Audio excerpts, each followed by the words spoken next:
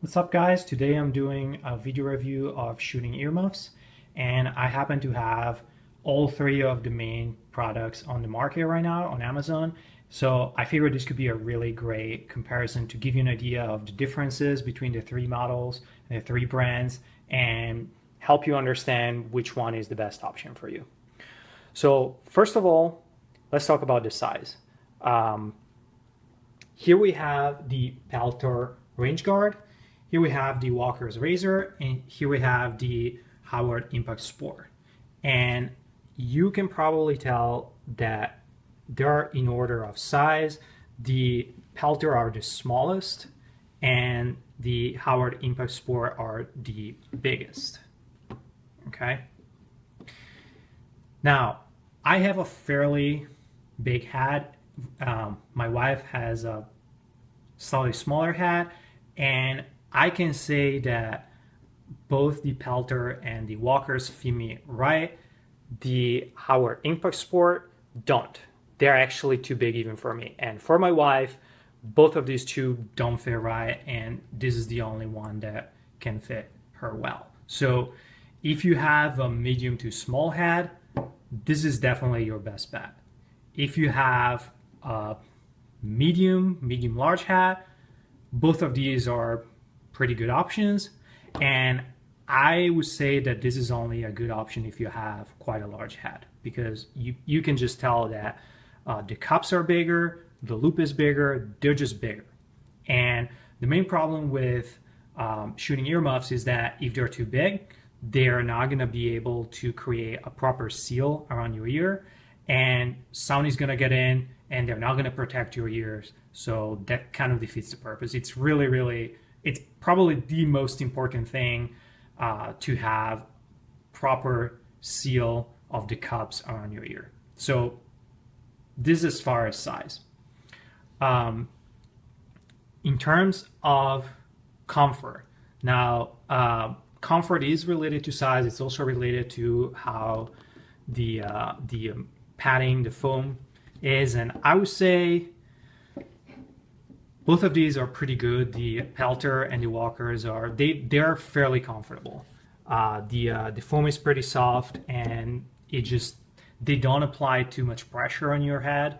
So I would say that they're both pretty comfortable. The Howard Impact Sport, I found these to be the least comfortable of the three. Obviously, also because they are a little too big, but I noticed that the thickness of the foam seems to be a little bit less.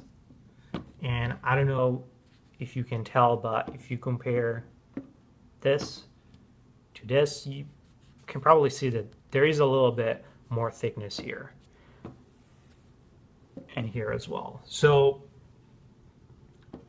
this is another aspect in which the Peltor and the Walkers, I think, win hands down compared to the Howard Impact Sport. Now, in terms of features, all three are pretty similar. They are electronic earmuffs, so you have microphones. See here, here, and here, and basically you have a volume wheel, and you can turn them on, and that's really great because you can actually hear your range officer instructions. You can talk to your friends or whatever. You can hear people, but then as soon as there is a loud noise, the microphone shuts down and your ears are protected. Now, all three have the ability to connect, say, an MP3 player. If you want to maybe listen to some music, they can pretty much kind of work like headphones. So features wise, all three are pretty similar. One difference is where the volume wheel is positioned. So in the Peltor, this is the volume wheel, and you can turn it up and down, you can turn it on and off, etc. With the Walkers, this is the volume wheel, and with the Howard Impact Sport, this is the wheel. Now, of all three, I found the positioning of the volume wheel on the Peltor to be just the most convenient, easy to use. This is just a personal preference, though. You might prefer one of the other two. One thing that is a really big difference is the quality of the audio. So with the Peltor and with the Howard Impact Sport, you hear the audio quality is very, very good. Once you turn up the volume enough, it kind of sounds like you're not wearing ear protection at all. You can hear the sounds just as well as if you had no earmuffs. In fact, if you crank it up to the max, it's actually sounds are slightly louder than how they are. They're kind of amplified a little bit, and this is especially true with the Howard Impact Sport. If you crank up the sound to the maximum, it definitely amplifies sounds quite a bit. But even the Peltor does definitely amplify sounds a bit.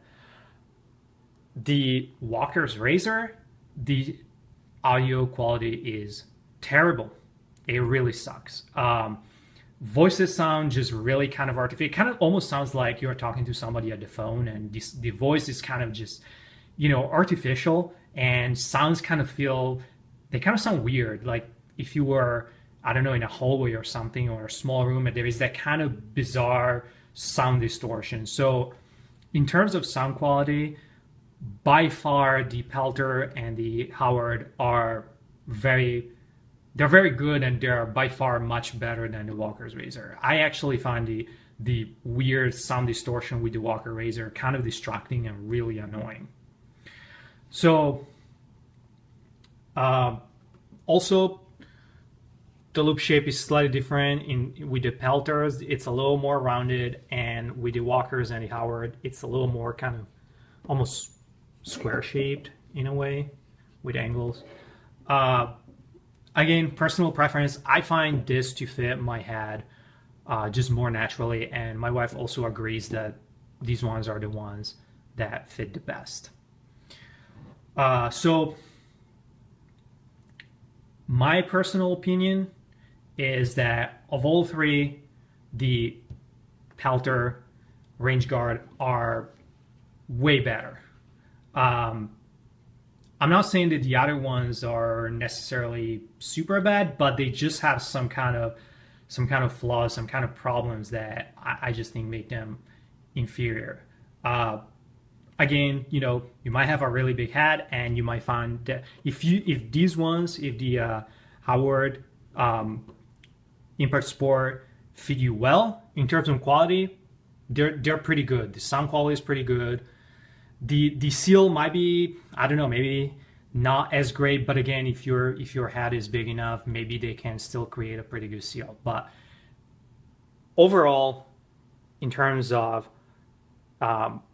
just comfort, in terms of audio quality, in terms of just fit and finish, in terms of just ease of use, I find that the Peltor Range Guard are just the best option out there. And I know this is partially subjective, partially objective. I did a bunch of research before buying them, and this was actually my first choice. And then there was some discount on the other two, so I wanted to just buy them and try them. But I think I'm just gonna stick with the Peltor, and I can definitely recommend the Peltor Range Guard.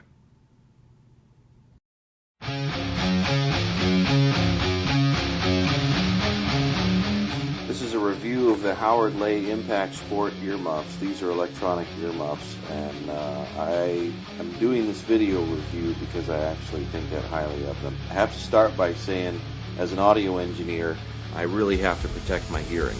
So I was a little leery about anything that turns on and then turns off at a split second in order to give you actual hearing protection. But I have to say, these things are lightning quick. I shoot relatively large guns, so I have a kind of a variety of noisemakers that I use. One of which is, just to give you a point of example, is this guy right here, which is a Savage BA-110, shoots 300 Win Mag. Plenty of noise comes out of that thing. So my hearing protection really important to me because it's how I make my living. One of the main things that I was concerned about in having a set of headphones like this is what kind of situational awareness do you have? And I didn't find any reviews that mentioned anything about whether or not these things do stereo or mono. I mean, what if there's a guy that's yelling at you from across the range? You know, if some guy's not doing what he's supposed to be doing and laying a gun sideways across the table that might be loaded, which direction is it coming from? The left or the right? Well, if you buy some of these, you get mono. So you don't know whether or not danger is coming from the left or the right. My deciding factor in this went by just the picture, because even Howard Leight didn't mention that these things were in stereo or not. These indeed are. These are stereo. These give you a good projection of sound. There's a microphone built in right here. There's another microphone built in right here on this side. This is your volume right here, and it's real easy. You hear that click? When you click this thing, you know it's on. And you're getting directional sound from both sides. And one of the things that I've done, I've put these things on with these headphones facing forward, and I've also put it on with these microphones facing backwards. If I'm at the range, I may put these on with my microphones facing back in this direction if I'm facing out this way, and that sort of allows me to hear the guys that are standing behind me, the range officers that might be giving us commands. I've heard people say that they didn't really like the sound quality on this. Now, being a guy who does sound for a living, both live and recording it in the studio, I do have to say they're not designed to give you full range bass response, and for good reason. If this thing had to try and reproduce lower bass frequencies, it would use up the batteries a lot quicker. The batteries, by which, are very easy to get to. I'm going to do this with one hand, and I've heard a lot of reviews and people say that they can't get to the batteries and it's a big pain in the butt and they have to get maybe to the inside of the headphones or something like that. Not so with these. I just was able to push them up with my thumb. Let me get to the other side here. Pops this casing off, which is slightly rubberized, and there's your two batteries right there. Real easy to get to. You can buy them anywhere. Just AAA batteries. I've used these batteries, the same ones that I put in here since I bought these things brand new. Took these things out to the range, and I think I've taken them out to the range 5 or 6 times, and I still haven't replaced them yet. They haven't gone dead, and the reason for that is that lack of bass. If these things don't have to try and reproduce bass frequencies and they stay nice and thin, then they're not going to use up those batteries because bass takes more power to reproduce than higher frequencies. So they're going to give you a response at about 2,000 hertz.